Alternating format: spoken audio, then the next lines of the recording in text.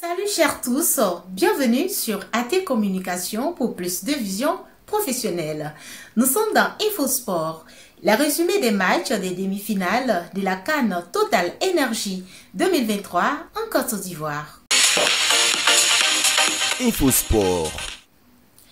C'est le mercredi 7 février 2023 que les demi-finales se sont jouées dans deux grandes villes de la Côte d'Ivoire, à savoir Bouaké, la capitale de la paix, et Abidjan, la capitale économique.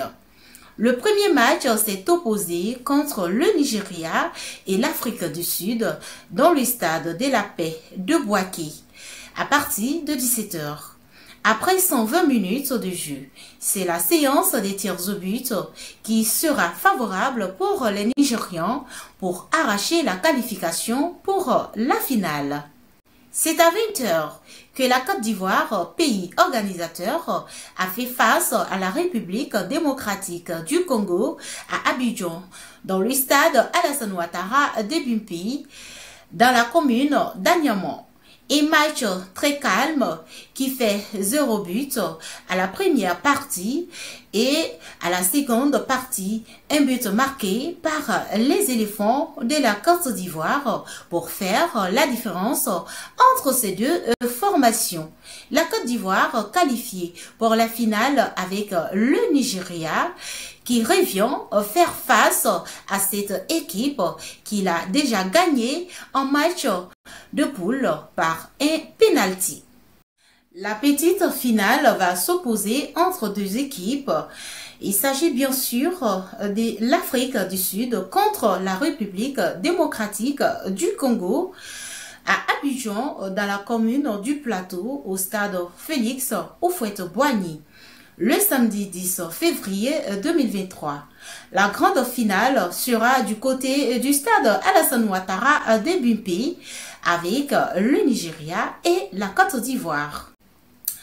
On termine avec la conférence de presse d'après-match avec l'homme du match, les deux coachs. Il s'agit bien sûr du coach ivoirien et du coach congolais. InfoSport. Mais c'est pas question. Après, il y a une staff technique qui va travailler sur ça. Bien vrai, comme tu es dans le même groupe et on a perdu 1-0. Mais permettez-nous aujourd'hui de savourer cette victoire parce que après, sur 24 équipes, il y a non seulement 2 équipes qui arrivent en finale, donc il y a 22 qui sont allés à la maison. Donc laissez-nous aujourd'hui, on va célébrer notre victoire, on va savourer ça et à partir de demain, on va parler finale. La Guinée équatoriale, tu fais 4-0, on ne peut pas faire pire. Donc je crois que c'est le déclic, ça nous prouve.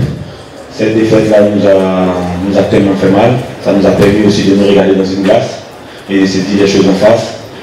Et on était persuadé que ça allait être difficile de passer le second tour. Et ça ressemblait à un fiasco. Mais après, on a eu une chance, on a été repêché parmi les meilleurs troisièmes, donc je crois qu'on n'avait plus rien à perdre, on avait tout à gagner.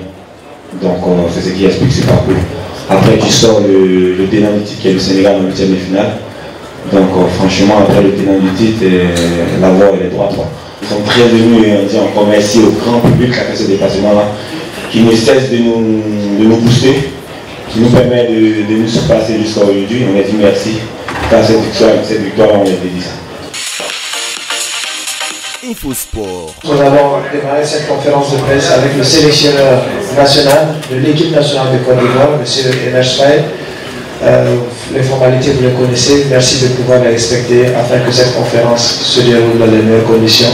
La première question, coach. Une CAN à domicile, une finale à domicile. Quelle lecture faites-vous de cette rencontre? Déjà, content, très ému. C'est comme un rêve en fait.